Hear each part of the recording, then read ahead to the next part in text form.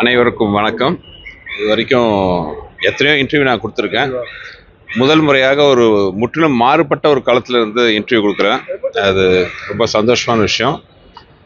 மதுரை மத்தி கண்டிப்பாக வெற்றிகரமான ஒரு வெற்றி செய்தியோடு நான் ஏசிஎஸ் சண்முக சாருக்கும் இந்த வாய்ப்பை எனக்கு அளித்த அதிமுக பொதுச் செயலாளர் மதிப்பிற்குரிய எடப்பாடியார் அவர்களுக்கும், பாட்டாளி மக்கள் கட்சியின் தலைவர் மதிப்புக்குரிய டாக்டர் அன்புமணி ராமதாஸ் அவர்களுக்கும், அம்மா மக்கள் முன்னேற்ற கழக தலைவர் மதிப்புக்குரிய டிடிவி தினகரன் அவர்களுக்கும், ஜி.கே. வாசன் அவர்களுக்கும், முக்கியமாக பாரதிய ஜனதா கட்சியின் மாநில தலைவர் நயினார் நாகேந்திரன் அவர்களுக்கும், ஜான் பாண்டியன் அவர்களுக்கும் என்னுடைய மனமார்ந்த நன்றி.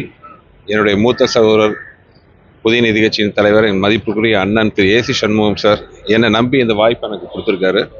கண்டிப்பாக அவருக்கு ஒரு வெற்றிகரமான ஒரு நல்ல செய்தி மதுரை மத்திய மக்கள், மதுரை மத்திய தொகுதி மக்கள் கொடுப்பார்கள் என்ற நம்பிக்கை எனக்கு இருக்கு. வேறு மாநில வேறு பகுதியில் குறைவாக இருக்கும். இப்ப நீங்க சென்னையில இருந்து மதுரையில போய் போட்டிடுறீங்க. நீங்கள் வெற்றி பெற்ற பிறகு அதே பகுதியில் இருக்க போறீங்களா, இல்லாட்டி கண்டிப்பாக மதுரை மத்திய தொகுதி மக்கள் கண்டிப்பாக வெற்றிக்கணி எனக்கு தருவாங்க நம்பிக்கை இருக்கு. கண்டிப்பாக இனிமேல் மாசத்துல 15 நாள் என்னுடைய வாழ்க்கை மதுரையில தான் இருக்கும். அதை நான் உறுதிப்பட சொல்கிறேன். நீங்க வெற்றி பெற்ற பிறகு இன்னும் திரைப்படத்துறையை நீங்க தொடர்ந்தீங்களா, இல்லாட்டி அது ஒன்றும் திரைப்படத்துறையில் வேணுங்கிற அளவுக்கு பணிபுரிஞ்சிட்டேன். 30 வருஷமா நிறைய சக்சஸ் கொடுத்துருக்கேன். என்னுடைய அடுத்த கட்ட நகர்வு என்பது தேர்தல் முடிவை வைத்து தான் முடிவு செய்யப்படும். மத்திய தொகுதி தேர்தல் போடுறதுக்கான காரணம் என்ன? ஏன்னா பிடிஆர் பாண்டியன் ஒரு திமுக பரந்த கால வெற்றி பெற்று வர்றாரு.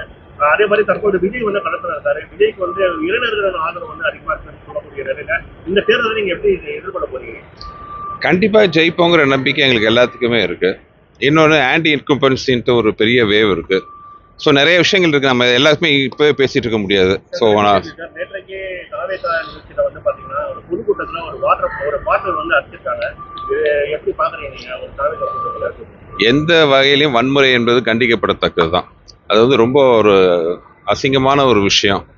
இப்படியெல்லாம் அரசியல் இருக்கிறத பார்க்கும்போது ரொம்ப கஷ்டமா இருக்கு. அந்த மாதிரி நேரத்தில் தான் என்ன மாதிரி ஒரு பொது ஜனங்கள்லாம் அரசியலுக்கு வரணும்னு ஈடுபடுறதுக்கான காரணமே பார்த்தீங்கன்னா இந்த மாதிரி சம்பவங்கள் தான். இப்படியே போயிட்டு இருந்துச்சுன்னா நாடு எங்க போகுதுன்னு தெரியல. விஜய் தற்பொழுது களத்துல திமுக டிவிகே மட்டும்தான் களத்துல இருக்கும், மற்ற யாருமே களத்துல இல்லைன்னு அவர் குற்றம் பண்றாரு. அவர் ஏடிஎம்கேயோ பிஜேபியோ எந்த இடத்துல களத்துல இல்லைன்ற மாதிரி சொல்றாரு. ஏன்னா நீங்க அதிமுக மேல போட்டிடுறீங்க. இது விஜய் சார் மதிப்புரிய விஜய் சார் என் மேல பெரும் மதிப்பும் அன்பும் கொண்டவர். அதே மாதிரி நான் அதே மாதிரி தான். அவர் என் ஒய்ஃப் அவர் ஒரு தம்பியாக தான் கருதுறாங்க. அதே மாதிரி அவரும் என் ஒய்ஃப் அக்கான்னு தான் அன்பாக கூப்பிடுவாங்க. ஸோ அதனால் எந்த வகையிலையும் அவரை விமர்சிக்கவோ, அவர் கட்சியை பற்றி விமர்சிக்கவோ, அவர் வேட்பாளரை பற்றி சொல்லவோ நான் தயாராக இல்லை. ஆனால் மதுரை மத்திய தொகுதியை பொறுத்தவரை போட்டி இரட்டை இலைக்கும் உதயசூரியன் தான். ஸோ அது விஷயமா பேசினா பெட்டராக இருக்குன்னு தோணுது. உங்களை ஆதரிச்சு புஷ்பம் பிரச்சாரம் பண்ண வாய்ப்பு இருக்கா? கண்டிப்பாக. ஏன்னா அவங்களுக்கு நான் பிரச்சாரம் பண்ணியிருக்கேன், எனக்கு வரணும் இல்லை. அவங்க எல்லாமே இங்கே சொல்லிடுறேன். வணக்கம், ரொம்ப நன்றி, தேங்க்யூ. எல்லாம் உங்க பெஸ்ட் விஷஸ் எனக்கு தேவை. தேங்க்யூ.